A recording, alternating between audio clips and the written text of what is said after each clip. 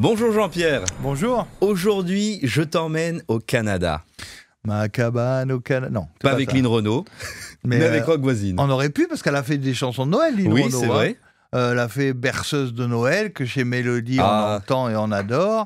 Et même dans les années 80, elle avait fait un petit 45 tours avec un medley de Noël que j'avais acheté dans les années 80, où pourtant elle chantait plus, elle était déjà au théâtre dans Folle Amanda. Et elle avait fait un petit 45 tours de Noël qui était resté une vente assez discrète. Mais moi, j'avais aimé ce retour, alors que c'était plus du tout à la mode dans les années 80. Les chansons de Noël, c'était un peu, on va dire, des mots violents, has-been, ringard, personne n'en voulait plus, oui, c'est ça. Et alors qu'aujourd'hui, on n'a qu'à regarder les séries de Noël sur toutes les chaînes débarquent dès le mois de septembre, les vitrines de Noël sont décorées dès le mois de novembre. Enfin, vraiment, Noël a repris une place légitime aujourd'hui et on est là avec vous sur Mélodie Radio, sur Mélodie TV. Eh oui.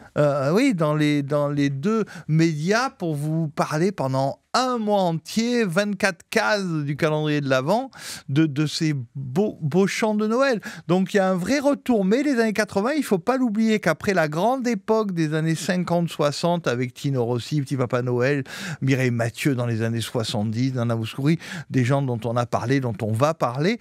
Après cette époque, ça a été dur les années 80. Les années 80, c'était pas très chanson de Noël. C'est le post-disco. Voilà, c'est ça. On est dans l'italo-disco, dans d'autres choses. Pino Danjo et nos amis. Et il y a quelqu'un, justement, au Québec, qui va remettre ça à la mode. Ah voilà, Rock Voisine. Ben oui, Rock Voisine, ce chanteur qui avait débarqué seul sur le sable. Ah, oui. Seul sur le sable, pardon. Donc c'était très loin des chansons de Noël là-bas, là, c'était plutôt la plage, lui aussi. Et ça, c'était 87. Hélène, la suivante, ou c'était avant? Non, Hélène, c'était... Avant Hélène, il y avait eu quelques disques qu'il vendait en autoproduction sur une décapotable devant les supermarchés où il chantait avec son premier manager. Donc c'est vrai que c'est assez drôle, les débuts de Rock, qui était un joueur de hockey sur glace, qui jouait dans une série au Québec, un feuilleton. Et Rock, finalement, va décider, après le succès d'Hélène, qui a marché au Québec, mais aussi en France, très très fort. Il n'y a pas tant de Québécois qui marchaient à l'époque en France. Évidemment, Céline Dion, voilà, Céline Dion avait débarqué. Monsieur Pointu. Voilà, a débarqué. Monsieur Pointu, oui, ça nous ramène à nouveau à Gilbert Bécaud. À nouveau. Voilà, parce qu'il adore, je vous le dis, Gilbert Bécaud, J'aime tout le monde, tu le sais. Tino Rossi, Jean Sablon. Voilà.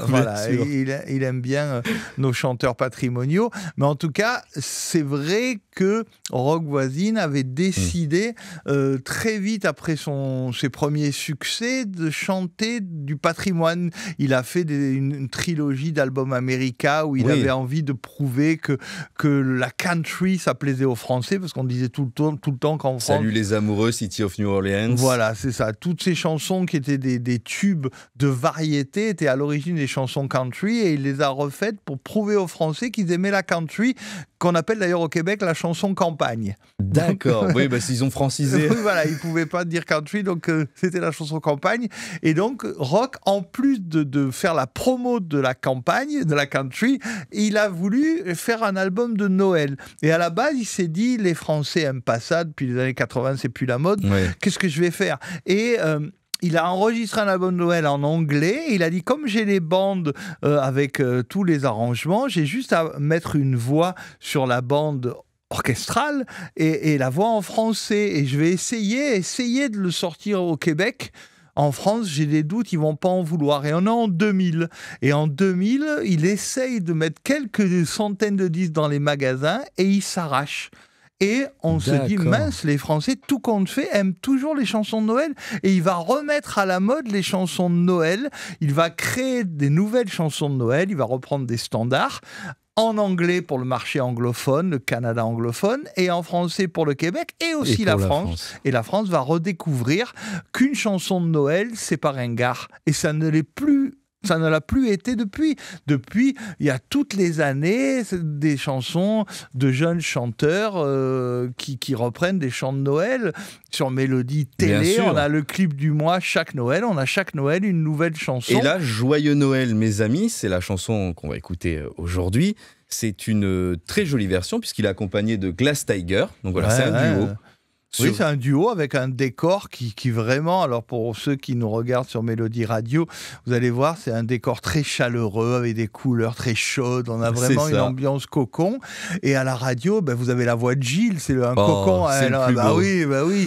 Là, c'est une berceuse. Écoutez-le, vous allez vous endormir près du sapin grâce à lui. Voilà, c'est ça. Donc on va écouter Joyeux Noël mes amis. Et puis dans les années 90, juste pour terminer, il y en a eu plein. Du coup, il y a eu Céline Dion. Rock Voisine, et on a oublié de parler de Linda Lemay.